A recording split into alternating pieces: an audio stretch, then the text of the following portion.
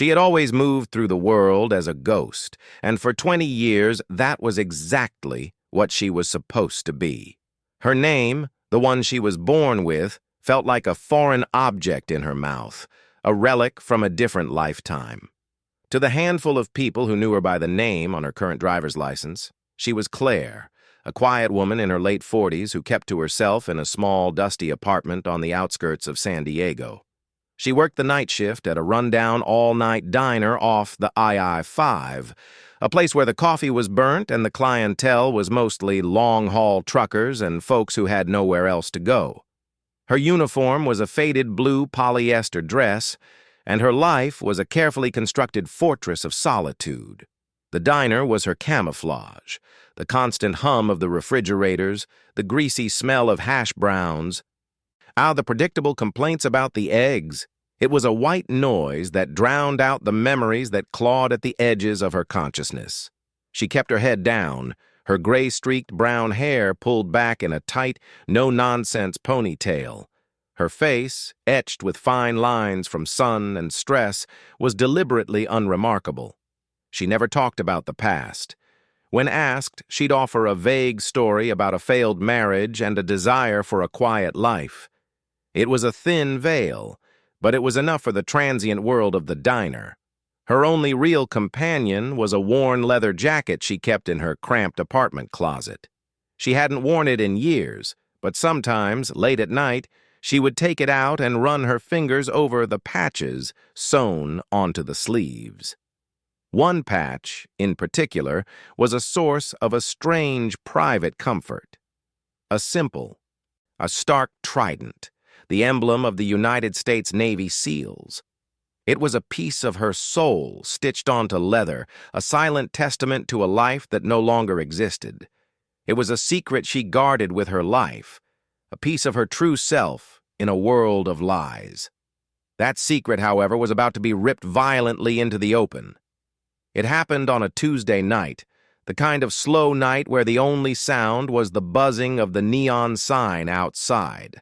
A group of young men, loud and already drunk, stumbled in. They were the boisterous type, fresh from some local bar, looking for a greasy meal to soak up the alcohol. They were also veterans, or at least they claimed to be. Their table was a cacophony of war stories, most of them exaggerated, all of them told with the easy confidence of youth. One of them, a stocky guy with a jarhead haircut and a Semper Fi tattoo on his forearm, was holding court. He was regaling his friends with a tale about a black op in the Middle East, throwing around jargon he'd clearly picked up from movies and video games. He was loud, obnoxious, and wrong about almost every detail. Claire, wiping down the counter, felt a familiar prickle of irritation. She'd heard 1,000 guys like him, pretending to be something they weren't, cheapening the real sacrifice with their fantasy. As she passed their table to refill a water glass, the man with the tattoo looked her up and down. "Hey, sweetheart," he slurred. "You're quiet. Ever meet a real American hero before?" He puffed out his chest. Claire just gave him a tight, practiced smile, the one she used to deflect unwanted attention. Just let me know if you need another round." Her quiet dismissal seemed to infuriate him. He wanted a reaction, an audience. His eyes scanned her, looking for a weak point, and they landed on her jacket, which she had draped over her stool at the end of the counter, momentarily forgetting to keep it hidden. The dim light caught the thread of the trident patch. "Hey, wait a minute," he said, his voice dropping the playful tone and taking on a sneer. He pointed a thick finger at the jacket. "Is that a seal? Trident? On your jacket?" He let out a loud, mocking laugh that cut through the diner's quiet hum. His friends joined in, a chorus of derision. "You? A little diner waitress? That's the funniest thing I've heard all night. What's the matter, honey? Your boyfriend a seal? You wearing his jacket as a fashion statement?" Claire's face remained impassive, a mask of stone, but something behind her eyes flickered and died. She walked calmly to her stool, picked up the jacket, and folded it over her arm. "It's just an old jacket," she said, her voice flat. "Now, if you're done, I'll take your plates." Her composure only fueled his fire. He saw it as a challenge. "Stolen valor, that's what that is," he announced to the entire diner, his voice dripping with self-righteous indignation. "You're walking around with a patch you didn't earn. You're spitting on the graves of real men. My buddies who died in Fallujah, they'd be sick to see a woman like you pretending to be one of them." The words hit Claire like physical blows. Fallujah. He had no idea. He had no idea what he was talking about. But she couldn't say anything. She couldn't defend herself. That was the whole point. She had to be no one. She had to take it. Her silence was interpreted as guilt. The man, whose name was Kyle, pulled out his phone. "You know what? I'm not letting this slide. This is a crime. I'm calling the cops."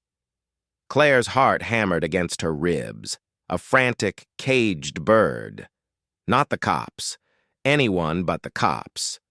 She thought of her apartment, her carefully curated life, the single-burner phone she used for emergencies. The whole fragile house of cards was about to come tumbling down. The diner's owner, a tired Greek man named Kostas, who liked her because she never called in sick, tried to intervene, to calm the situation down. But Kyle was relentless, fueled by beer and a need to be the hero of his own story. 20 minutes later, the world outside the diner's streaked windows was lit by the red and blue strobing lights of a San Diego Police Department cruiser. 2 officers came in, their faces professionally neutral. Kyle immediately launched into his story, pointing at Claire, who stood frozen by the coffee machine, the leather jacket still clutched in her arms like a shield. The officers Miller and Vasquez, had seen this kind of thing before.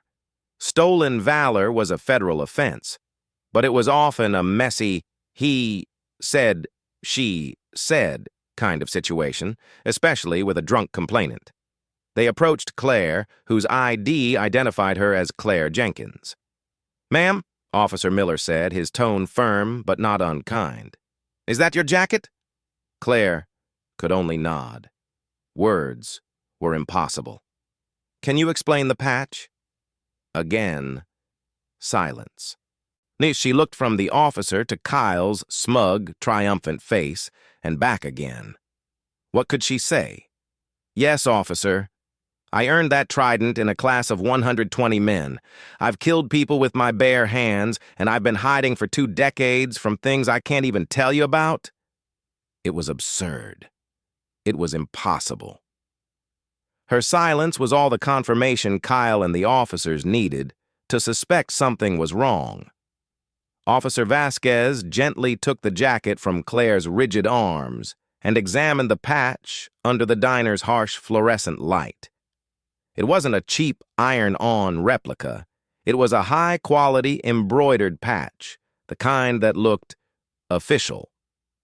"Ma'am, we're going to need you to come with us to answer some questions," Officer Miller said, his hand moving to rest on his belt, a standard precaution. "On a possession of military awards with the intent to deceive is a serious matter."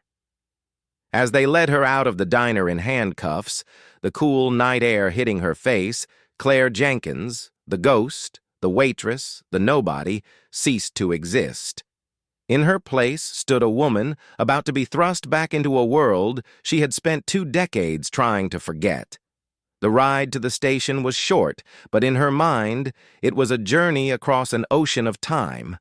At the station, the atmosphere was one of bored efficiency. She was processed, her fingerprints scanned into a machine that linked to databases she knew all too well. They took her mug shot, her face pale and expressionless against the gray backdrop. They placed her in a holding cell, a stark, windowless room with a concrete bench. And the metallic clang of the door shutting behind her was a sound that resonated deep in her bones, not with fear, but with a strange, bitter familiarity. It was not so different from some of the places she had slept in during her training, during her deployments. Just cleaner.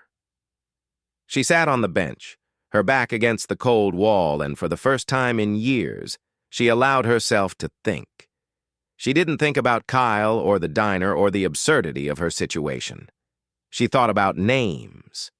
Names she hadn't spoken aloud in 20 years. She thought about a man named Bullfrog, a senior chief with a voice like gravel and a heart the size of a battleship. She thought about a mission, the one that had ended everything, the one that had made the woman she was now necessary. The initial interrogation was handled by a detective, a weary-looking man named Harris. He sat across from her at a metal table, a folder in front of him containing her prints and the initial report. He started with the standard questions: her name, her address, her social security number. All of it was tied to the Claire Jenkins identity. He asked about the jacket, and she gave the same silent treatment. He grew frustrated. "Look, lady," he said, leaning forward, "this is simple. You were caught wearing a sealed trident. That patch is restricted. It's for men who have graduated from one of the toughest training programs on Earth. You're a waitress, so you bought it at a surplus store. You wore it as a joke or a fashion thing. That's a crime. If you just admit it, we can probably get you a fine and probation. This stubborn silence is just making it worse." Claire looked at him, her gaze steady and unnervingly calm. It was the look of a predator assessing a threat, a look that made Detective Harris, a man who had seen it all, shift slightly in his seat. She said nothing. She was waiting. She knew the system. Her prints weren't just in the civilian database. They were in others. It was only a matter of time. Meanwhile, in another part of the building, the duty officer running the standard background check on Claire Jenkins got a result he had never seen before. As soon as her fingerprints hit the main federal database, the screen didn't populate with a criminal record. Instead, it went black, and then a single line of text flashed in the center: "Access denied. Security level 5 clearance required." Below it, a phone number with a 757 area code, Norfolk, Virginia. The officer stared at it, blinked, and called his supervisor. The supervisor, a veteran sergeant, took one look at the screen and his face went pale. He'd only heard rumors about this. He quietly picked up the phone and dialed the number. The call was answered on the first ring by a calm, unidentifiable voice that gave no agency name, just a simple, "Go ahead." The sergeant gave Claire Jenkins's name and the reference number from the screen. There was a long pause on the other end. Then the voice simply said, "Detain her. No further questioning, no contact with anyone. Someone will be there in the morning. This conversation never happened." The line went dead. The sergeant hung up the phone, his hand trembling slightly. He walked to the holding cells and personally instructed the desk officer that the woman in cell 4 was not to be disturbed, questioned, sought, or even spoken to. When Detective Harris protested, the sergeant just shook his head. "Drop it, Harris. It's out of our hands now." Claire, from her cell, saw the look on the sergeant's face as he glanced through the small window in the door. It was a look she knew well, a mixture of confusion, respect, and a little bit of fear. The game, it seemed, was finally afoot. The night in the holding cell was the longest Claire had experienced in years. It wasn't the cold or the hard bench that kept her awake. It was the anticipation. She knew the message had been received. The wall of silence she had so carefully constructed had a crack in it now, and through that crack, the past was pouring back in. She dozed fitfully, her sleep plagued by fragmented images: sand, blood, the faces of men she had served with, the sharp crack of gunfire. She woke with a start, just as the first pale light of dawn began to filter through the grimy, reinforced window. At precisely 7 a.m., the silence of the holding area was broken by the sound of measured, deliberate footsteps. They weren't the hurried steps of a cop coming on shift or the shuffling gait of a prisoner. They were the steps of someone who owned the space they were walking into. A key turned in the lock of her cell door, and it swung open. Standing in the doorway was a man who radiated authority. He was in his late 50s, with close-cropped silver hair and a face that looked like it had been carved from granite. He wore a perfectly pressed civilian suit, but no one would ever mistake him for a businessman. He carried himself with the ramrod-straight posture of a military man, and his eyes, a piercing ice blue, swept the cell and assessed everything in a fraction of a second. Behind him stood two younger men in similar dark suits, their hands clasped in front of them, their gazes fixed on points in the middle distance. The man stepped into the cell, and the two younger men remained outside, effectively sealing her in with him. He looked at her for a long, silent moment, his expression unreadable. He wasn't looking at Claire Jenkins, the diner waitress. He was looking past the gray hair and the tired eyes, searching for the person underneath. He saw the way she sat, balanced on the balls of her feet, ready to move. He saw the calm in her eyes, a calm that only came from facing down death. He saw what he had come to verify. "Miss Jenkins," he said, his voice a low rumble. It wasn't a question. She met his gaze. She didn't flinch. "That's the name on the paperwork." A flicker of something, was it amusement, respect, crossed his face. He reached into his jacket pocket and pulled out a small leather-bound case, flipping it open to reveal a badge and a set of identification cards. The badge was for the Department of the Navy, but the ID card was something else entirely. It identified him as Rear Admiral Thomas McAllister, United States Navy. But it was the second card tucked behind it that held her attention. It was a simple white card with no photo, just a name, a title, and an office number so classified it was known only to a handful of people in the entire world. He put the case away. "May I sit down?" he asked, gesturing to the bench. It was a courtesy, not a request for permission. She nodded. He sat, the fabric of his expensive suit seeming out of place against the stained concrete. He folded his hands in his lap and looked at her. "A very interesting set of flags went up last night when your prints were run," he began. "They led to a lot of dead ends, a lot of black files. They eventually led to a small, forgotten office in the Pentagon that deals with unusual circumstances. That office led to me." He paused, letting the weight of his words sink in. "I've spent the last 6 hours on a plane and reading a file so heavily redacted it's a miracle it has any pages left at all. It's a file on a person who officially died 20 years ago in a training accident in Virginia. A person who, according to every record we have, never existed in the first place." Claire's heart was a steady, calm drum in her chest. This was the moment. The reckoning. She said nothing, just waited. The Admiral continued, his voice quiet but firm. "The file is incomplete. By design. It was a deep cover operation, one of the most sensitive of its era. The operator's real name was scrubbed. All that remained was a designation and a list of accomplishments that are frankly hard to believe." He looked at her again, and this time his gaze was not just assessing, but probing. But there were some things they couldn't scrub from the physical record. Things that were archived, buried so deep, even I had to pull a half-dozen chains to get to them.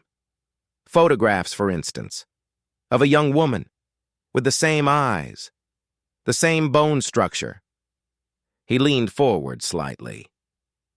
"The men who picked you up last night also took your jacket as evidence, the one with the trident. It's a standard patch. Nothing special. But the jacket itself. The leather was old, worn, and on the inside of the collar, stitched in thread so faded it was almost invisible, was a set of initials, He paused for effect. J.H. It was her turn to feel a jolt. John Henderson. The name on her first set of false orders. The name of a man who had died so she could live. The jacket had been his. He had given it to her on a freezing night in Virginia just before everything went wrong. She had kept it as a talisman, a piece of him. In all her careful planning, she had never thought to remove those initials. We ran those initials against every name in the BUD/S classes from that era, the Admiral said. John Henderson. He graduated with Class 205. He was killed in a training accident 6 months later. His body was never recovered. The Admiral's eyes were locked on hers, unblinking. The report said he drowned, but we both know that's not what happened, don't we? The air in the small cell was thick, suffocating. The secret, the one she had guarded with her life for 2 decades, was hanging in the balance. The Admiral didn't need her to confirm it. He already knew. He was giving her a chance to speak, to own her own story. But before she could even formulate a response, the younger man in the hallway stepped forward and murmured something in the Admiral's ear.